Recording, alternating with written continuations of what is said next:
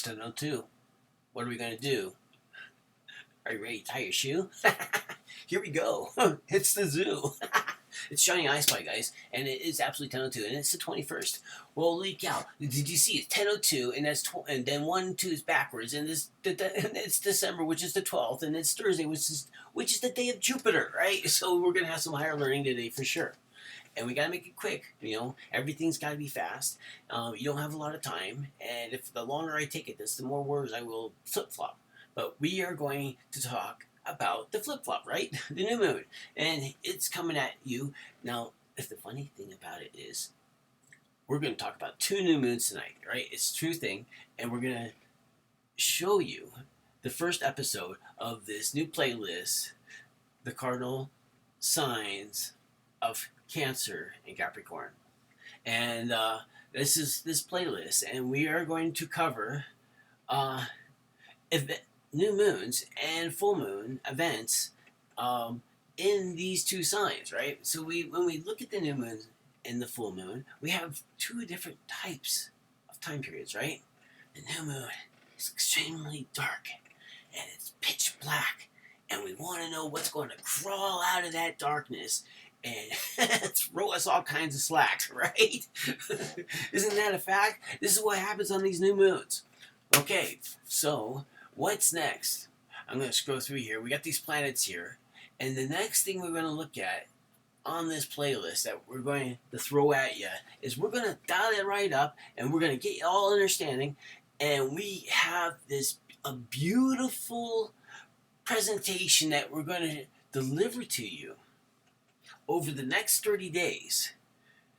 Maybe a few more days, give or take. You know how it works. But we are going to know everything there is to know about this little guy named Pluto. Yeah, we are going to know this. Because why are we going to know this, you might ask? So let's move this event moving. Let's keep it down here. Let's see what this new moon is going to show us.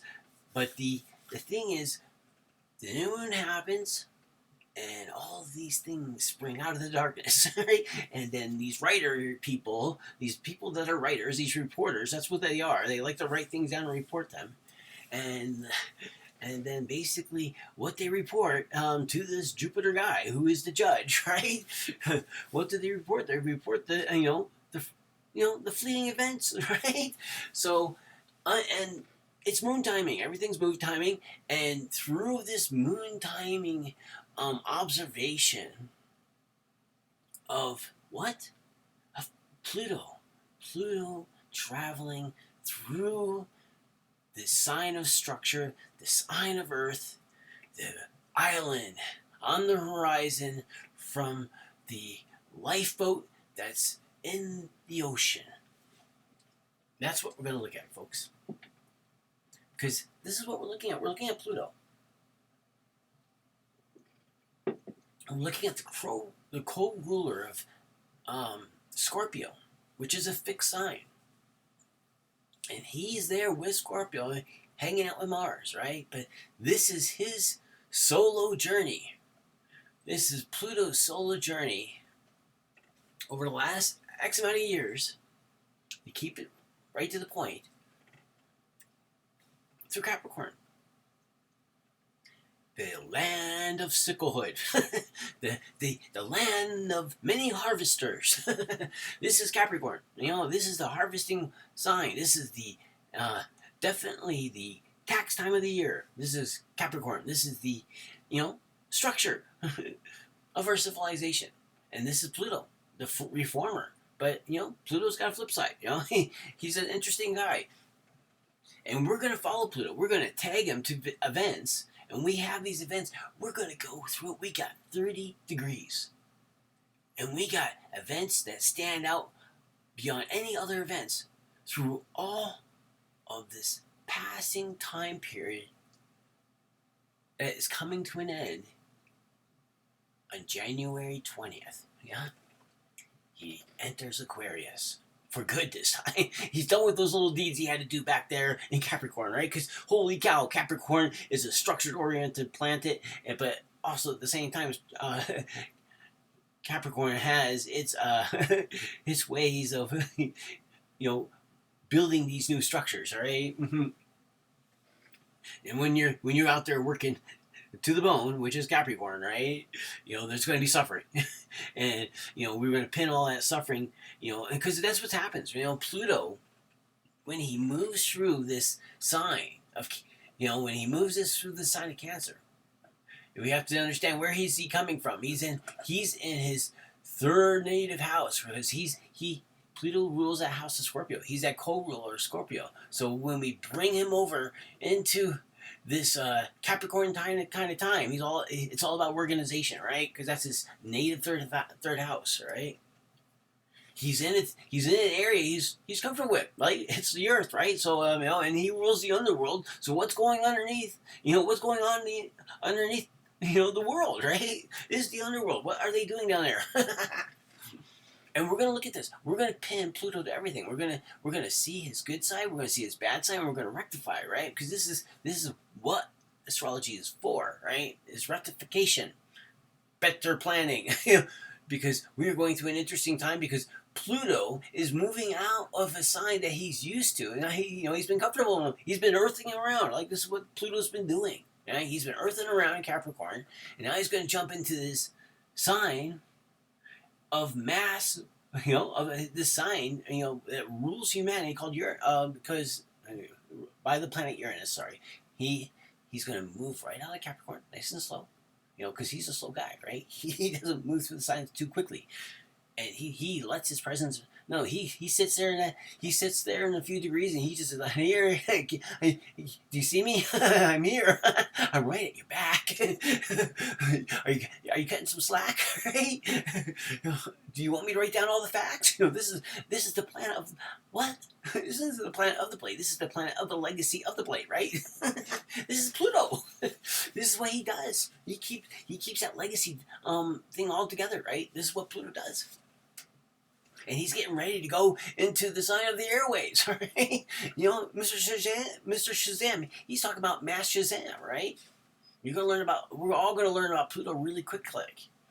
We're going to really know him, because before he gets in, we're going to have 30 intimate days with Pluto. Because I'm this guy, Johnny I Spy, and, Mercury, he has this tendency to go around and hang out with Pluto sometimes, and then comes back with Eureka, right? This is what Hermes is all about. This is Mercury.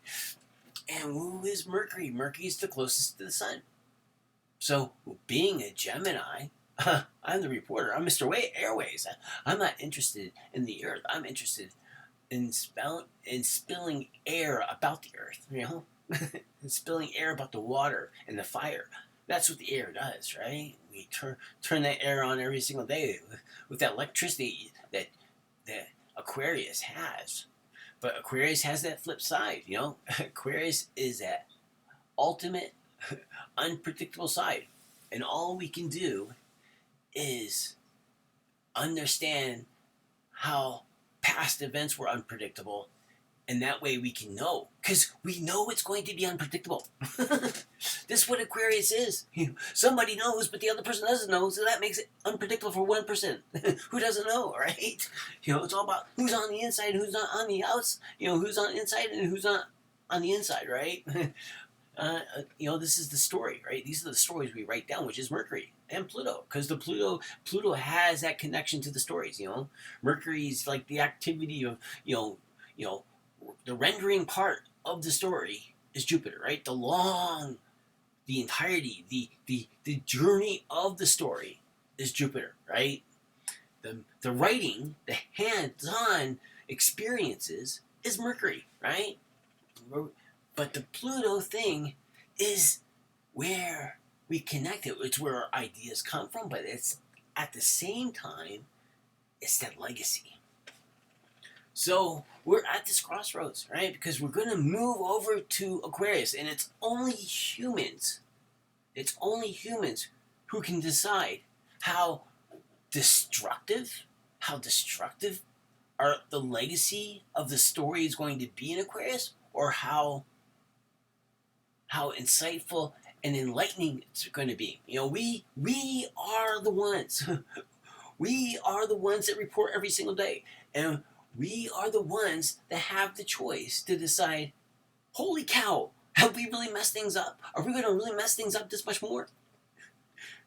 Over something is like East and West, North and South? Because this is what we're talking to. This is what we're talking about. This is the pressure of it all, right? This is the pressure of these planets in our solar system that we're within, right? This is what we are within. We are in this time period, and this is how we have to understand Pluto, because Pluto is our own decision. Because some people are inside the circle and some people aren't inside the circle, but if you understand the unpredictability, the unpredictable points of Pluto in Aquarius, if we could put that together, we will know when to look. We will know how to keep our tails out of the air and to know how to lead humanity with a beautiful fair. This has to be our chair. This has to be the chair, right? Of the Pluto through Aquarius opposing Leo, because we all have houses that are ruled by Aquarius, and we all have houses that are ruled by Leo, and we all have houses that are ruled by Taurus and Scorpio, and we have to understand that this is where we find Aquarius. This is where we find Pluto, right? This is it. So here we go. This is how we're going to look at this tonight. This is the new moon, right? We have the full moon coming. But first, let's look at what they've done for us. We're going to wrap this up really quick here, right? This is what we're going to show you in 5 minutes. Newsweek, the week.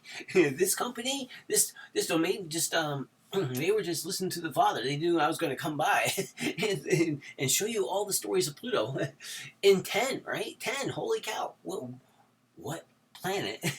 What sign rules 10? Capricorn, right? Capricorn is ruled by 10.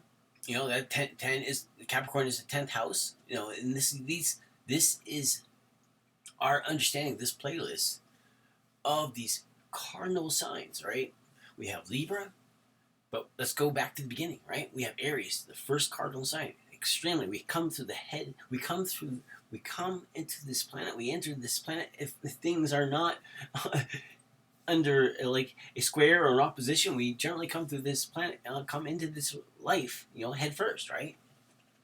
So that's the first house. That's Aries. Then we have the next cardinal house. The next cardinal house is way down the road to Cancer, right? And then we got to go. Then we're going to swing up the Libra. Swing up the Libra, right? Catch that air, of Libra, and that Venus and that Saturn, right? And then we're going to swing back over. We're going to swing over to Capricorn, and then we're going to do it all again and swing back over to Aries again, right? And this is what we're going to do. And look at this. Look at the signs here. Things you need to know today. July, which is the Cancer house, right? This is the new moon that we just looked at. This is the new moon, right? And these are the things they got. And these are the 10 things Russia, right? We have Russia closes key Crimea bridge after explosions. Russia closes key Crimea bridge after explosions. Yes, Georgia police kill.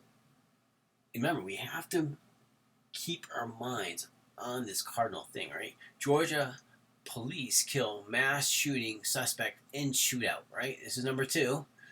And there's lots of ads, of course.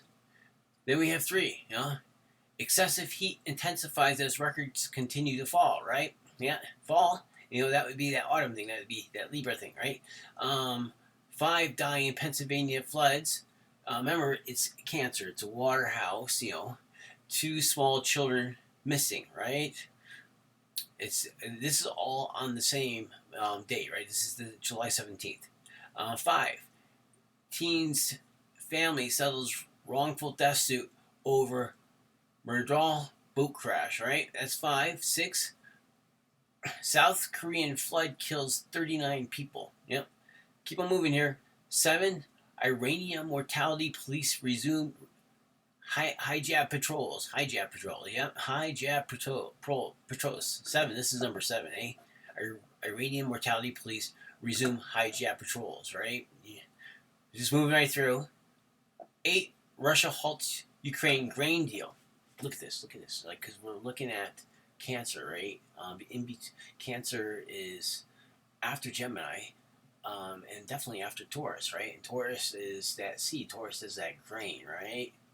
And then basically, because that's what grows. This, the grain basically gathers that sunlight. Then there's the air sign, which is the air sign can be, as we all know, the Gemini house is short distance, short distance movements or short distance communications, short distance travel. Right. This is what Gemini rules. And then we move into Cancer, and Cancer is like home front stuff, eh? Cancer is that home front place. It's that fourth house, right? So, and it's a key bridge, right? If you look through these really quick here, most importantly, you could pick out, like, because remember, Monday is ruled by the moon, right? The halted traffic is like, if we look at this, I'm pretty sure there was a Mercury retrograde. Would there have been a Mercury retrograde? Did I look at that part? See, Mercury is where?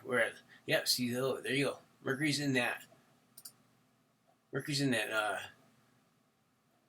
that Leo house, right? So that would be the fifth house. That fifth house, that's like the kids, right? The fifth house is ruled by Leo. It rules children. Fifth house rules the stage, right?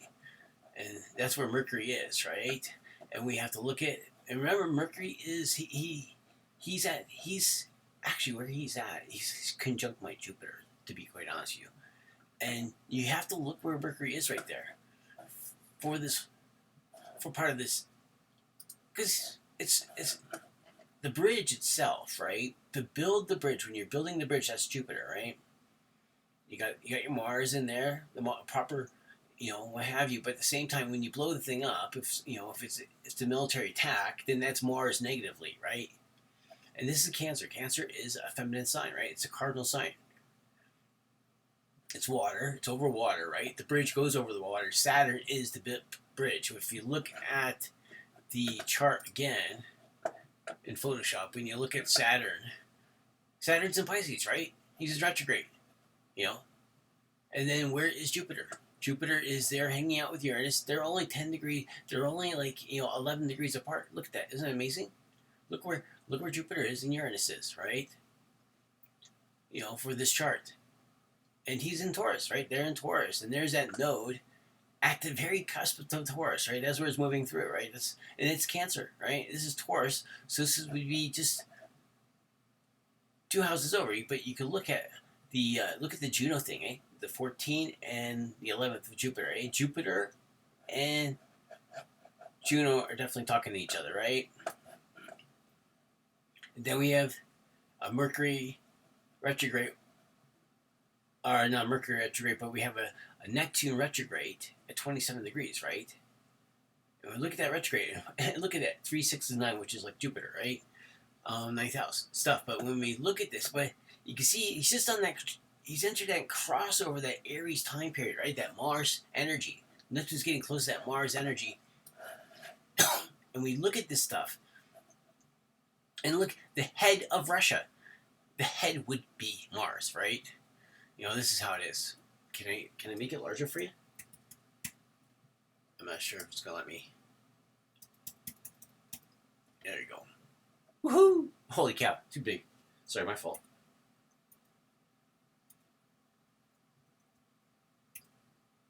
There you go. But this is it, guys. You look at 12. Look at the number 12, right? What can we find at 12? Mercury. That's where Mercury is. Mercury is 12, right? The communication, the reporting. Like, I'm a Leo, right? With a sun in Leo at 3 degrees in the house of communications. I'm a reporter, right? And then look at Mercury, 12 degrees, 18 minutes. And look at, it's a 12-mile span. It's not a very long span. It's Mercury, right? It's not Jupiter. Jupiter would be over a greater distance. This is what I'm saying. This is how we have to tag. This is how we have to know how to tag these planets when we're reading through the articles. Because when you're reading through the articles, emergency, emergency situation, that'd be like Uranus, right? It's an emergency. It's like unexpected event situation. You know, Ukrainian. I mean, I'm pretty sure Uranus has like Uranus has the actual birthday. Ukraine is like a Virgo, right? With the Gemini ascendant, I'm pretty sure about it, right? Holy cow. Um, yeah. So as you go through this, this is the new moon Cancer. We are looking at cardinal signs now. Let's move to the next event. Where's the next chart we're looking at here? We are looking at full moon Cancer. This is what's coming up. Once again, forget the houses, right? Just look at the planets. This is the easiest way. Think about, just get yourself a chart casting system. Go to astrodenas.com for free. If you want the Astro Gold, go get them. I like both programs. As I said, I haven't had enough time with the desktop version, and I really like how simple the because all you have to do, you don't need the clutter, right? If you really are that scoped into astrology where you want to really fine dine it with an asteroid, that's fine. But most of this energy I look at is long term energy, right? I mean, you have to realize that the planets are fleeting, right? The inferior planets are very fast moving, and then the exterior planets rule overall long term events, long term changes, right? So, like, an earthquake might happen all at one time, but it's a whole bunch of stress built over a long period of time, like 7 to 14, or you can see how Uranus moves through these different houses, and he's doing stuff, right? He's doing stuff. He's moving and shaking with the earth, right? Whenever he moves, he just moves and shakes with the earth in a different way in every different element and house, right? And when he gets energy, when he gets basically a pile of energy from Jupiter or Saturn, but more important, like Jupiter than Mars or something like this, then, or even the Moon, if you get, when you see the alignments, and even the Sun, remember, because Uranus rolls over once a year or twice a year, he rolls over, right? Or it's something like that. The Sun moves every time the Sun moves by Uranus. So when they do that conjunction, the Sun pulls Uranus over, and that's when you got a whole entire different pull of Uranus coming at you, right? So here we go, all right. This is how we're going to look at this. I'm going to zoom this up some more here. All right, here we are. This is what we're looking at the full moon here. Really quick here. We're at 4 degrees mark. We get a trine with Saturn. Then look at the other stuff. You got water. You have a little bit of fire behind that Earth. I mean, you have a little bit of fire behind that Sun. As he enters the Earth of Capricorn. As I said before, the river and the lake is Cancer, okay? And the shoreline is like Libra, right? This is how we look at it. But the mountains and everything are Capricorn. The Earth there is Capricorn. Libra is the air sign, right? So maybe you got your little fog there. You have to understand this. You have to look at and understand each sign this way. But with Capricorn is the mountain that forms the lake, right? The lake is the puddle of water, right? This is how it works. It's Capricorn's the bones. Capricorn's is the skin. Capricorn is the air, Capricorn's the structure, right? And then the water is what Capricorn holds, right? So we have to think about our bodies that way. And then here, as I said before, this is how it's going to take. It's going to take an entire month. It's going to take until the 20th of January for Pluto to move over. In that time period, we will look at the last 15 years so closely, right? The events will just stand out, and Pluto will be nailed to the wall, right? I mean, with all of his death, and with all of his reformation, right? We will see the reformations, and then we'll see the death, because that is how we will always pin this guy, because it's where Mercury travels back to. It's like from one life to the next. It's that whole entire reincarnation. It's that legacy thing. That's what it is. And that's what we're going to look at. And by the time, and then in no time at all, we're going to also be able to look at what he did the last time he was in Aquarius. and that's how we're going to look, and we're going to look at what happened then. It'll be a little bit of a harder job to see what we're doing right now, just because we have less data and things have been probably censored, what have you, right? But Pluto, we can find them, we can track them. As long as there's things written down, we can find that Pluto guy, because Pluto is the legacy of writing things down, right? And what he does in each sign, because he's writing about the things that Mercury is doing with his hands. Because in order to fire, in order to hold a firearm, in order to launch a missile, you need a finger, right? That's Mercury. So here we go. The legacy of somebody's finger with Pluto, right? Pluto and somebody's finger. This is it. The point we get with Pluto. This is what we're going to be talking about here. And but we have a whole bunch coming, guys. I tell you, we got one story of Pluto. You're gonna love to listen to. I'll talk to you soon. Catch you later. And cheers to this new playlist. We have to master these cardinal signs.